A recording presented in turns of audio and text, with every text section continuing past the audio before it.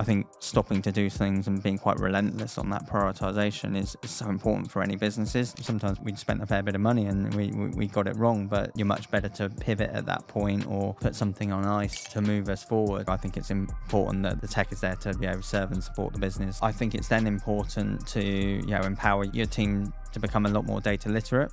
I'm Conor Sheridan, founder and CEO of Nory, and welcome to What's Cooking. Today on What's Cooking, we're getting into the guts of something every operator wrestles with: how to turn tech into real impact. Not shiny platforms or abstract dashboards, but digital systems that actually drive operations, reduce chaos, and boost margins. And if you've ever tried to scale tech across multiple brands with different rhythms and realities, you will know this is easier said than done. That's why I'm joined by Jim Hingston, Digital and Technology Director at the Azzurri Group, the team behind Zizi, Ask Italian, Coco di Mama, Boojum, and Dave's Hot Chicken. Jim's in the trenches, figuring out how to make digital work across teams, kitchens, and customer journeys at scale. We talk about the hard stuff: siloed systems, digital friction, change fatigue, and the practical levers that turn strategy into real impact. Let's get into it.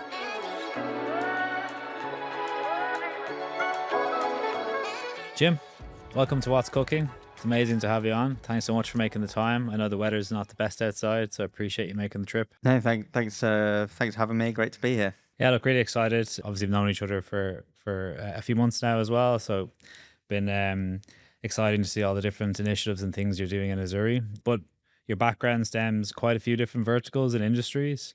Would you be able to give us a quick introduction to kind of your career to date and how you ended up leading digital and tech at Azzurri? Sure. Fairly varied career in terms of different sectors. I've joined Azzurri almost exactly a year ago, but before that I worked for the Gym Group in health and fitness, and before that I was in retail and then telco. So lots of consumer-facing industries and real kind of growing sort of digital capability, digital tech, and digital teams. Nice. Did you see much pattern recognition between, say, fitness to retail to hospitality? Are the challenges similar, or are they quite different? I think so, yeah. I mean, it's been a wild ride the last 12 months, getting to know hospitality, especially with everything hospitality's having to deal with sort of at the moment. So it's been a bit of a baptism of fire and trying to learn a new industry. But I think, especially things like retail are kind of close cousins of hospitality. So there is a lot of very similar things as you start to, especially consumer-facing technology. You get into concepts like loyalty, like retention, acquisition, and then, getting into the P&Ls of the business. And, it's my job and my team's job to help tech grow businesses. Fundamentally you're trying to do similar things. So, and that's even more important in hospitality. Yeah, really nice. Any like major learnings you take from the first 12 months or things that surprised you? Where do we start? I think, that in terms of the potential technology can have, is just really struck me as, you lift up more rocks or you speak to more people, you look at sort of more projects, you look at the opportunity technology has to solve different problems, to help businesses either become more efficient or sort of grow and engage customers in very different way.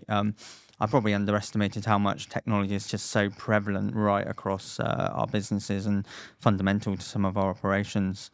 Likewise, I think on the other hand, we're probably not where we want to be from a host tech perspective. I found it incredibly difficult to do some very simple things where it's integrating different systems. We get a lot of closed or siloed systems or relatively antiquated systems, which become really difficult and a bit of a drag on businesses wanting to innovate and change. The appetite's there, but sometimes we struggle to do it, and it's then very difficult to prioritize tech. And we get to the stage where it's an absolute necessity, and that's not really where you want to be with technology. No, it creates like a barrier of resistance to change then, because you can preempt the friction in the process. Absolutely, and I've got systems in the architecture that are 15, 20 years old. There's things in there which are older than the iPhone, which is in tech terms is a relic. So And these things become really sort of difficult from a business perspective. And where do you start about picking this monolithic stack or system that's been in that you're absolutely dependent on? And even with the best, more modern technology that's in play, how do you where do you start on a sort of journey like that? And especially in a bigger business as well. And also appreciating that lots of hospitality brands and restaurant brands don't have the luxury that we do at Azzurri, where we've even got an IT team. Sometimes it's the most techie person in finance is running the IT. So it's really challenging from a host tech perspective, and I think we really need to make our technology work a lot harder and work a lot better. Yeah. When you went in, and from prioritization point of view, obviously your business at significant scale. You mentioned tech being prevalent across everything from acquisition to retention to the P&L.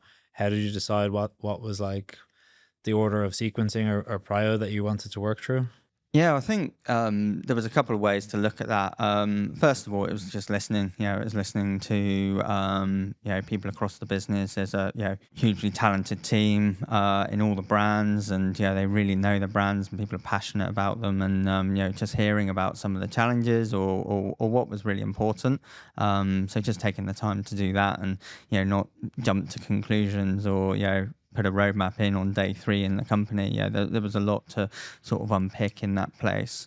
And then, with that, it was then working sort of with the brands and the business to say, look, what's super important now? We've only got a finite set of resources. We're competing against property. We're competing against, investment into our sort of estate. We need to make things, we need to make investment decisions that are going to return. And what do we do in what order? And, that took a bit of time to do. And we also thought about, stopping lots of things as well. What was really apparent was we were trying to do too much, and, we were trying to deliver so many things, and almost to the point on some way you couldn't really understand why we were doing things or what it was really driving. So, I think stopping to do things and being quite relentless on that prioritization is so important for any businesses. And, no matter how much you're spending on tech or what you're able to do, and then you find yourself in a better position where you're doing fewer things but getting a bit more focused on doing them well. Yeah.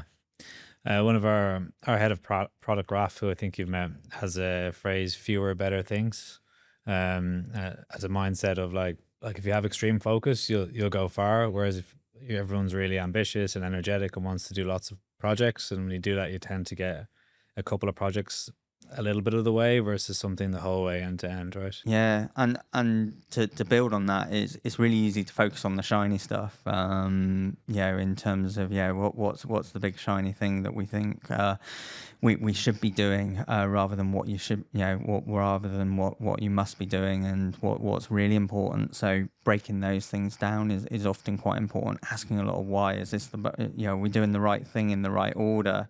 Is this really going to help us to drive covers, or is this going to help us become more efficient? Are we doing that in the right way? Which is a lot of time to spend planning and making sure you're doing that. And you don't always get those decisions right. That's the thing. You make mistakes along the way, but I think if you can get up momentum and direction, that's half the battle. I was going to ask, like, in the 12 months, did you optimize for any quick wins like that for momentum? To build momentum? I think so. Yeah, absolutely. So I think it was, looking at the projects that were close to completion and getting them across the line, and then really then saying, well, even if this is the goal, what are the quick wins you can get within there? And digital is a great way you can start to do that, where you can look at the experience, you can look at what's not working, and then very quickly optimize that. So particularly on our sort of app and web, there's things that we were able to pull out from that perspective that has made a bit more of an impact, and you can start seeing the results. Nice. So we've spoken with a lot of scale operators on the show. You don't just have scale at Azzurri. You've got five brands that you're running, so it's like 5 scaled brands with 5 sets of needs and technologies. Obviously, there's some homogenization, but what are the challenges you found there versus maybe in the gym group where it was one business, one brand? Yeah, lots of people asking for lots of stuff, so there's a lot of juggling with that as well. But look, yeah, generally, it's as a techie, I generally think it's one of the best jobs in the sector. You know, you've got that variety, you've got the different challenges. Each of the brands, even the ones whether it's casual dining or kind of QSR, which is a diverse set of brands that there's really interesting problems to solve, and the Azzurri kind of platform looks to almost have that economy of scale that we'll try and solve that in a fairly consistent way, but that's not always possible. So sometimes it is being a bit more pragmatic with that and not having this big group mentality where we foist technology upon people. It's got to be more of a partnership in that kind of stretch. But there's a reality of any business. There's some of the brands who are bigger, and you make a few percentage point growth in those brands, and the whole group wins as well. So there's almost a commercial part to how we prioritize and how we think about our roadmaps. Oh, nice. So you're thinking about like an aggregated P&L or an aggregated commercial, and it's like, Yeah, where are the ultimately, wins? yeah, Yeah. ultimately. But then there's a few where you've got to keep all of those operations running, and some of them are on different tech stacks, some of them are using different suppliers. So and sometimes it's helping, but it is net beneficial, I think, having that group. So 5 brands, and obviously decent level of complexity. You've mentioned you look at like an aggregate, obviously aggregated business decisions to make sure the whole group wins. So you have to prioritize across the different groups. You mentioned you use a framework for like guest satisfaction or cover growth and efficiency across each one. Has there been any, I don't know, mistakes or misalignment during the 12 months that you had to go, okay, look, we need to maybe pump the brakes on this and roll back. It's not working as we expected. Yeah, I think there was a few projects that have been quite long running in the background, and when you really sat down and spoke to the brands, and these were all projects that were kicked off for great reasons and really well intentioned, but along the way there wasn't much advocacy or sponsorship that was coming. So you're like, really, is this important for you, especially with all these other things to do? Are they solving the problems that are most important for your business right now? And they were the tougher decisions, because sometimes we'd spent a fair bit of money and we got it wrong. But you're much better to pivot at that point, or put something on ice to move us forward. So they were probably some of the most difficult decisions. But prioritization at that sort of level is always you just need that level of pragmatism, and the exec team and the brand boards are once you sit down and you talk about options, it's much easier to have those conversations, and I think they're important conversations to have with technology. So they're I think it's important that the tech is there to serve and support the business. So we need to take on board those requirements, and prioritization needs to be sort of two ways as well. Yeah, definitely. Understood. Speaking of wins, the new ZZ app is coming out It is, soon. yeah. So we are a couple of days away from launch. So that's probably been one of the questions since I've joined in the last 12 months, is when's the ZZ app coming? So Zillionaires has been there for it's about 2.5 years old now, and way over 1 million members. Huge sort of scheme, great sort of reach, like loved by the customers. But it's been it's a web app, so there's friction, which makes it difficult for the teams and customers to get at those discounts. So we've worked over the last few months to build that app platform. So we scaled first with Ask and built our own app. And we've used similar sort of technology, similar platforms to basically rapidly get that out in quick time. So there's a huge release and new brand updates. We have a big menu, quite a transformational menu and brand transformation that the team have been working on. So the app is a little sidebar or a part of that kind of like launch, but it's going to be really exciting times for the ZZ for the ZZ brand, and really good positive step forward. Really cool. At your scale, you have opportunities that other brands don't have. So that typically comes in the form of build versus buy.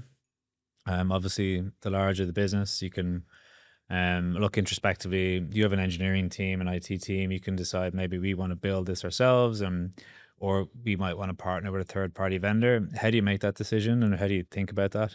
Yeah, so it's a great question, and we could probably do a whole podcast series just on build versus buy. And as a technologist, and when it's one that you're constantly grappling with, and you don't always get it right. Azzurri's got a really brilliant history in investing in technology. Yeah, we founded our own Hostech company in Opener, and and that's starting to really sort of gather some momentum.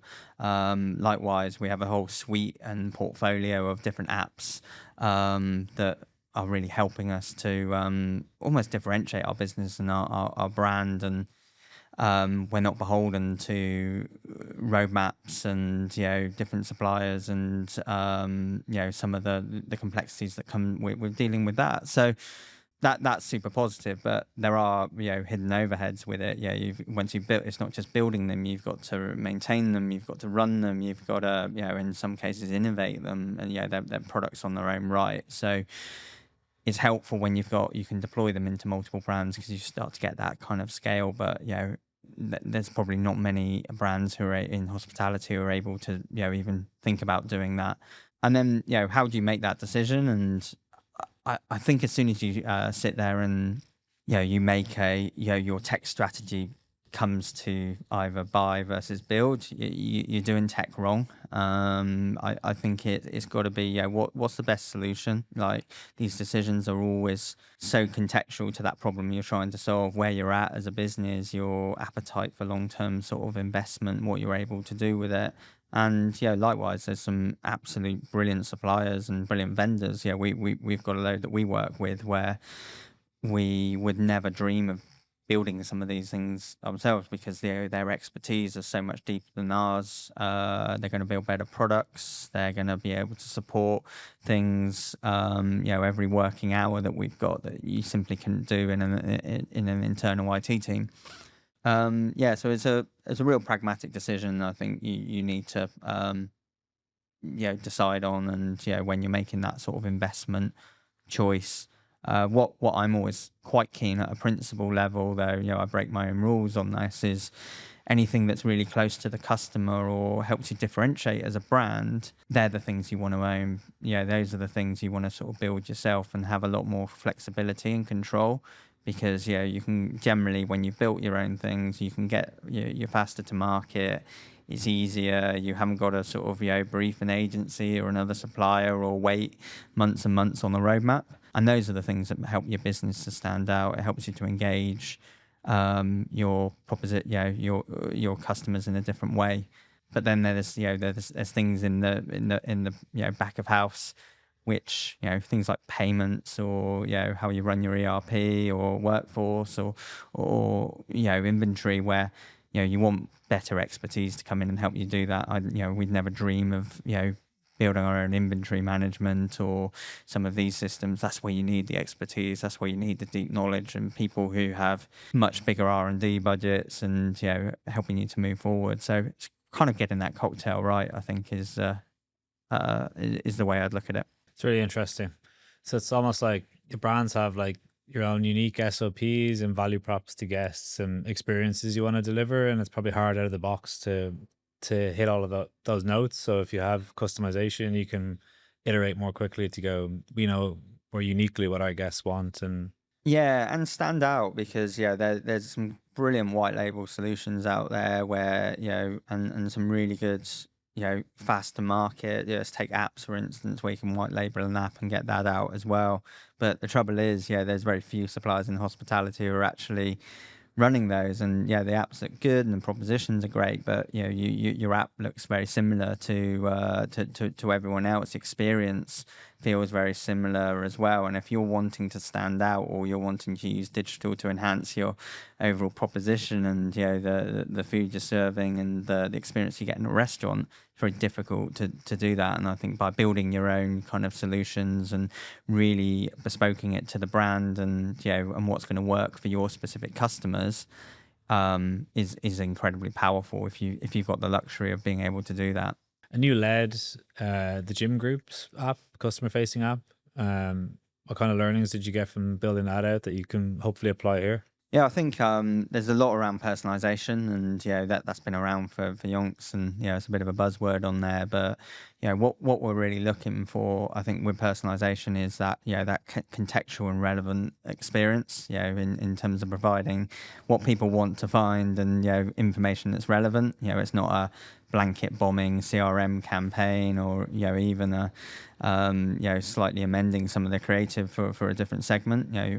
To really understand and underpin that data, you can really then start to build something that's a little bit more unique, that's going to make sure that when people are deciding to where they want to go and eat out, that you're top in terms of that consideration. And likewise, I think there's a lot around where you've really got to understand the customer, and the experience and the behavior of what drives them to build those experiences, and use that data in the right way. And that was really prevalent in health and fitness, and effectively a subscription business where it's really hard to retain, and it's hard for people to motivate themselves. So how do you use digital to, when you're feeling a bit lazy and don't really want to go to the gym, how do you try to use the digital experience to encourage people and get them moving? So it was a good didn't quite crack it, but it's a really difficult one to move forward on. Interesting how you're trying to tap into psychology of people, and how do you influence it. So sticking with the team of data, but maybe shifting gears a little bit. Obviously at scale it comes with the responsibilities. You have boards, you have investors, you have all those good things. So more now than ever, like quality of data, accuracy and insights is so key at like a board level. I'd imagine with 5 different brands and ways of operating, it can be challenging. How do you prioritize or manage making sure you can get the right context in front of the right people to help support those decisions, those investment decisions? Yeah, so it's a great question, and it's almost like a constant a constant moving beast to control and structure the data that we get across the organization. There's really good foundations. So that the team knew years ago that having data in our environment and having access to that data well structured was super important. So we have invested in that, and a lot of our data is kind of well structured right across the brand, the enterprises, and where we have similar tech stacks across the brand. That means you've got consistent integrations and consistent sort of patterns in terms of that data that's coming through. So that's good, and almost as a principle, if we're looking at vendors we want to work with, or introducing a new piece of tech, that data integration's pretty much top of the list, right? We won't work with anyone who doesn't give us access to our data, or makes that incredibly difficult, or has technology that's antiquated, and I can't get an API and and a feed into my sort of data lakes and data warehouses, etc. So that's one thing. And then I think it's then important to empower your team to become a lot more data literate. So we have our sort of dashboards, and there's people that we've skilled up and trained up across the business who can build their own dashboards. They're pretty data literate to look at information from different sources and analyze that. I think the big thing is making sure we're asking the right questions, and using that data in the right way. So how do you get the right insight from that data as well, which is a bit of a skill. We're so data rich and at times really data hungry, but there's things where it's like, what's the action we're going to drive out of that insight? Let's make sure that we're not just having a look at some data and all stroking our chins and saying, oh, that's very interesting. That's what are we going to do with that data? And that's I think a really important leadership discipline. And that's not a tech or data kind of thing. That's a whole business, and making sure that we're using that to power the business in the right way and try and make the right decisions. Quality of your decisions is so dependent on the quality of information, though, right? Absolutely, like, you have to get through we've even gone through this maturity cycle where you go from questioning the numbers, going, where did you get that? And and how did you get to that number? And is that accurate to, okay, everyone aligns on the data. And then it's like, what are you going to do with it? And then how do you manage the number and make Yeah, and decisions that's against and it. that's and that's where you go back to your data integrity and making sure your data is well structured, you're engineering it in the right way, because and as soon as there's an ounce of doubt in that, the confidence in a lot of those numbers can go down. And I've been sitting in trading meetings where almost it turns into, well, we don't trust the numbers, therefore it becomes a bit debilitating. So it's really critical to keep that almost that flow of data and then information really really fluid. So you make the great information at board level, you can make the decisions. Decisions can be made at the executive level with the right level of ROI attributed to it, but they're going to be delivered on the front line. Ultimately, it's the thousands of employees and frontline workers that work across the business will be the ones who determine if it's going to land successfully or not. So how do you get buy-in at that level of scale and like multi-brand buy-in to try and, or alignment to try and make sure these initiatives land? Yeah, so and that's by partnering really closely. It's remembering your role as a technology sort of partner, sort of in the mix. And ultimately, I think buy-in from the beginning in terms of making sure that your operators are bought in. There's a chance to have kind of feedback, and it's something that's really going to make a difference.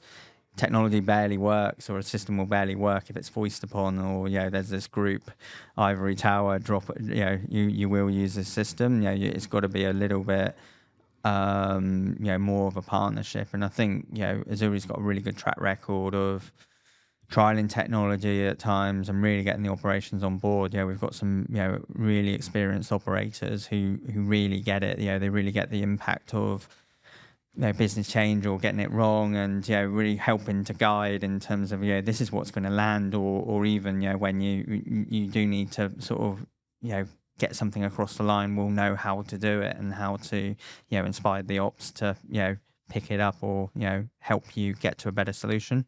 I've always been really impressed in my last year at seeing some of the trials and then some of the scales. Quite good at Azzurri, where we'll innovate, we'll go into a couple of stores and then ramp it up from there. And there's some brilliant GMs, front of house, back of house team that they won't be backward in coming forward and telling you what they think, the good, the bad, and the ugly. So and that really helps in terms of you don't just land hit and hope on the solution. You generally got that feedback. You can go, right, well, that's not worked. We'll go away. We'll make it a bit better. And I think that really helps us. Where we've got 250 odd sites across Azzurri. And then you get co-creators, advocates, people who can help you then bring the system through the rest. The trouble is they make my to-do list a lot bigger. So we're not short on ideas, but it's massively invaluable. And it's easy for an IT team to sit in an office somewhere, but getting them out, speaking to operators, speaking in the restaurants, listening to what customers are saying is just absolute gold when it comes to building digital products and technology. You mentioned some learnings, or we covered a few learnings in your first 12 months. Any kind of looking back now, any advice you'd give to yourself before you started from what you know today versus you didn't know then? I don't think so. I think there's nothing that hugely stands out. But I think always being curious in this position is important. I think there's that relentless prioritisation just with your own time, in a group setup such as what we have at Azzurri, just making sure you manage your own energy and you're firing up the most important thing. It's really easy to get dragged into the day-to-day. It's really easy to get dragged into the weeds a little bit, and that's not my role. That's not where Azzurri, that's not what Azzurri needs from a technology director or technology team. So there's things right there where it's making sure that you're really stripping out the noise and focusing on what's super important. But again, we don't always get it right, do we? Yeah, that's great advice for any leader. I think not to get sucked in. Firefighting can become the norm. We're going to move on to the quick turn, which is a segment that is rapid fire questions. Okay. So it can be one sentence. It can be a bit longer than one sentence, but we try to keep it tight. So what operational blind spot do you think that hospitality leaders underestimate? I think it is that relentless prioritization. Never underestimate the impact that that can have in the team, and from a day to day perspective. So really starting to make sure our teams, how they work together and how they're focused and have that kind of that mission is super helpful for any projects, or certainly in the technology arena. Okay, cool. What tool, system, or way of working have you killed off recently, and why? Probably goes back to the some of the projects that kind of have stopped, iced, or on those pieces as well. Constantly asking, why are we doing this? Is this the right thing, or is this the right time to be doing it? Sometimes it's a timing thing. So that's probably without naming specifically what projects or things we weren't sort of doing, knowing when to quit on them, or knowing when to throw in the towel and say, right, well, we got that wrong. Let's move forward. There is the other thing to build on. Sorry, it's meant to be quick fire, isn't it? There's a lot of duplication sometimes where you've got multiple tools doing the same thing. So usually if you start switching a few things off, or really asking, do we need it, you can save yourself a few pennies on tools and licenses, etc. It's like that Toby Lutke, the CEO of Shopify, he periodically deletes everyone's recurring meetings from the calendar, and he's like, if they're important enough, they'll find their way, back to the surface, right? What's one metric that matters more than most people in the industry realize? I would say customer lifetime value, but I think people realize it, but it's just bloody hard to get at. Everyone knows. It's so much. Discussion around loyalty, frequency of visits, all of those sort of things, but it's just really hard to sort of unlock from a data perspective. So it's important.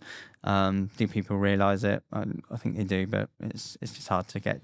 Yeah, it's really difficult. Any kind of retention or attribution, absolutely, right? It's one of the biggest challenges. What's the most powerful thing operators could do today, in your opinion, to future-proof the business? I think investing in team and people, in capability, that's where we see the best returns in terms of we can look at sort of some of the best digital stuff that I've ever delivered has been with a really sort of great team, having some of those expertise.